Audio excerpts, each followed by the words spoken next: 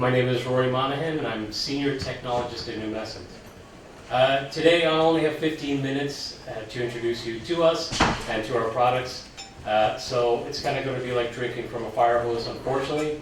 I'm going to try and get through a lot, but if you have questions, I would ask that you maybe come find me after the session, and better yet, we can walk to the Numescent booth, where I'll have more time to take a slow pace look and demo for you if you like. So we are Numescent. We help you to modernize the way you manage your Windows applications and application updates across all Windows desktops.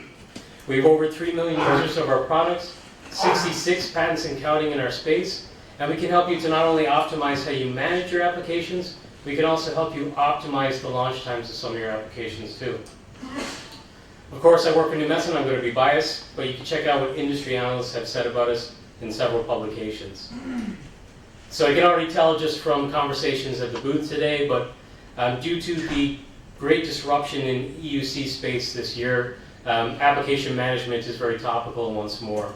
A lot of organizations are trying to pivot away from a certain VDI to a different VDI, perhaps to a cloud desktop, or in some cases maybe move to physical machines again. And they're finding that applications can be a blocker. Not only that, with Windows 10 end of support looming large, organizations, a lot of them have left it quite late to start their migration, and they're finding that some applications, particularly with the standardization on 64-bit with this OS, are not working. And unfortunately, if you have one application that everyone in the organization uses, or even a lot of people in the organization uses, that one application can derail your entire migration project. So there's a need to modernize how we manage our Windows applications to make migrations an overnight experience and just provide agility across IT that applications have been a blocker of for too long. And with our solution, which I'll introduce you today, by modernizing using Numescent's cloud paging application containers and our container orchestration, you're able to dynamically deliver your applications from the cloud quickly. So if you've used cloud provisioning solutions in the past, where maybe a deployment took anywhere from 30 minutes to 24 hours, that's not what you're getting with us. Once the application is uploaded and ready to deploy, it's ready to be presented to your users on their desktops. By moving to containerization, you modernize how you handle your applications by being able to dynamically deliver the applications. That's what enables the ability to move to any desktop, and you move your application update process out of desktop image updates and provisioning desktop changes. Something I won't be showing today, but is obviously very relevant. You're able to automate the end-to-end of the application packaging process with us, and the publishing and deployment and management of the applications too, using our API. If you're looking at hosting desktops in Azure and you want to standardize on multi-session operating systems like the Windows 10 and Windows 11 EVD, but you hit applications that just, maybe they're bespoke in-house built applications that just don't work on multi-session, for example, putting them in our container will enable them to work in that multi-session OS. And probably in particular for those in the virtual desktop space, you may have multiple images today, image sprawl and image bloat. You have maybe sensitive applications due to licensing that have to go into separate images, or just applications conflicting, therefore you have separate images to manage. By containerizing your applications, you eliminate application conflicts, and you can dynamically deliver all the applications instead of doing them in your images, which allows you to consolidate to a single golden image, and also to streamline your entire desktop management. So usually I'd stick about 3 or 4 minutes on this slide alone, but I don't have that time today. But this is an illustration of our cloud paging application container.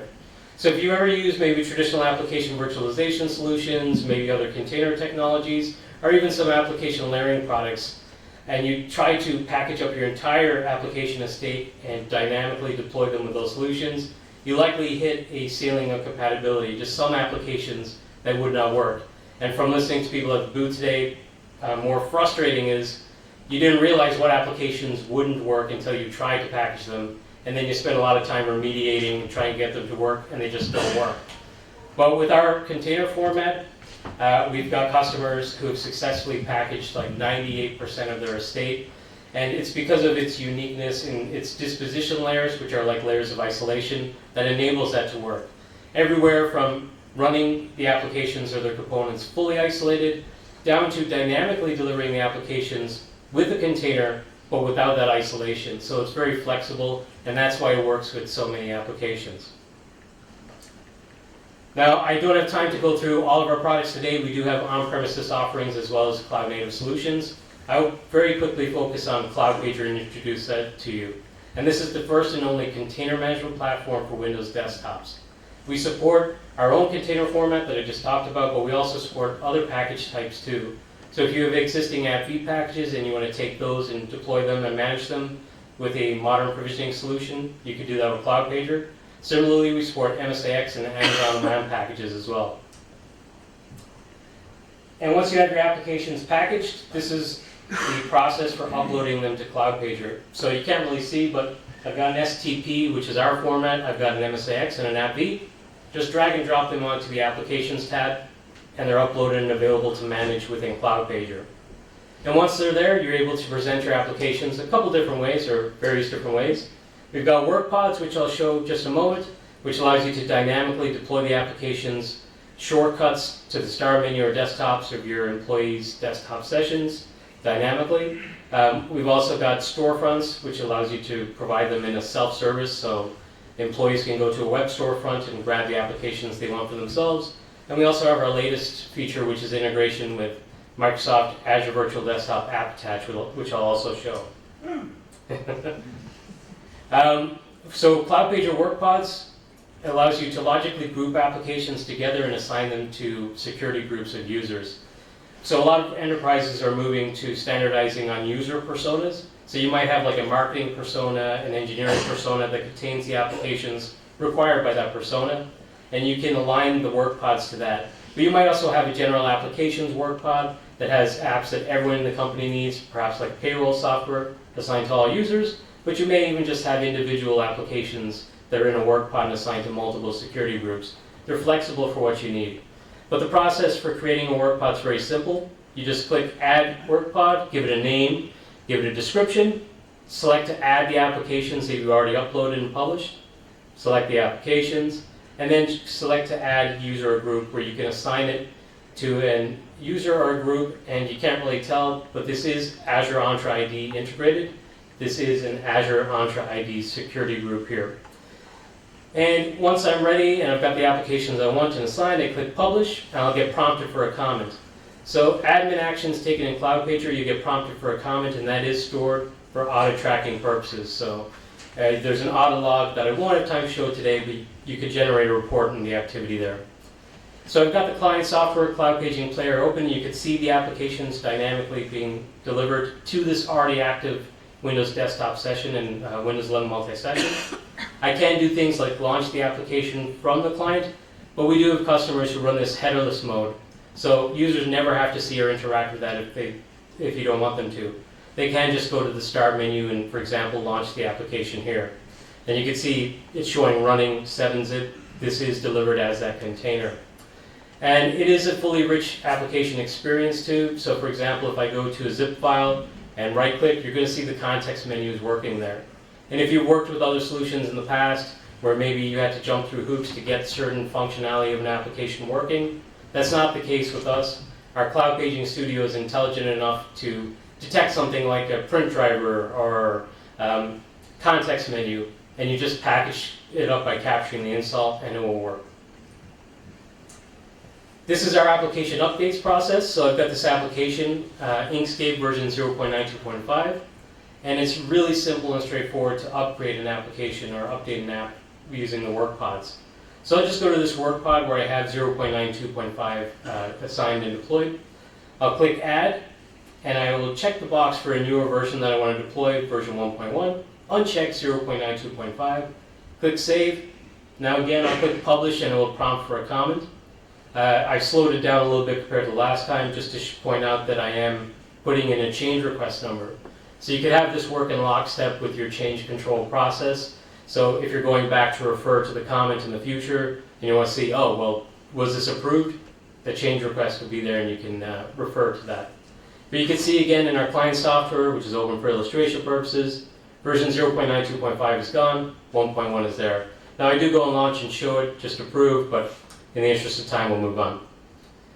Another great feature, because the containers ensure integrity and they always upgrade seamlessly, they can also be rolled back seamlessly too. So you can see where the comments also come in handy here.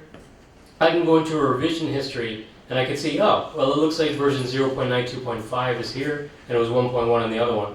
So if I need to roll back to that previous version, I just click roll back. It'll prompt me and say, this is going to affect one application, so I'll have confidence it's not going to do anything else. And I'll just click roll back. And now back on the desktop, we're going to see that version 1.1 goes away, 0.925 comes back.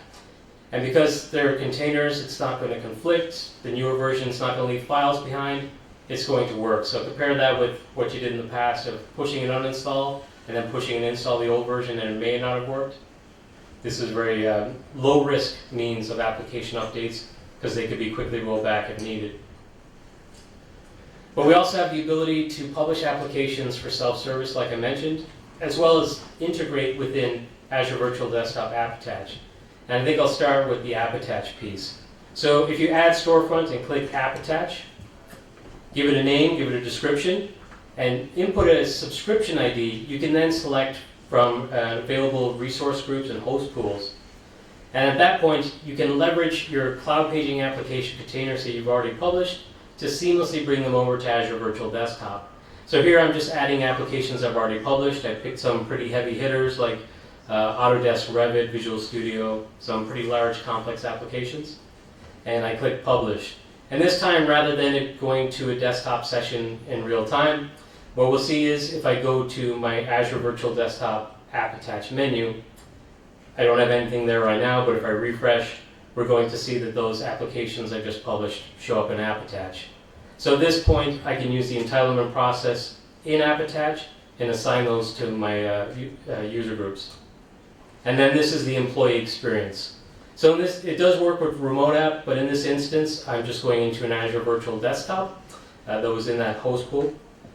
And I'm assigned to these applications. And again, if I open the Cloud Paging Player just to visualize what's happening here, and you can already see the Bloomberg application shortcuts there, but you'll also see the other applications being delivered dynamically in here.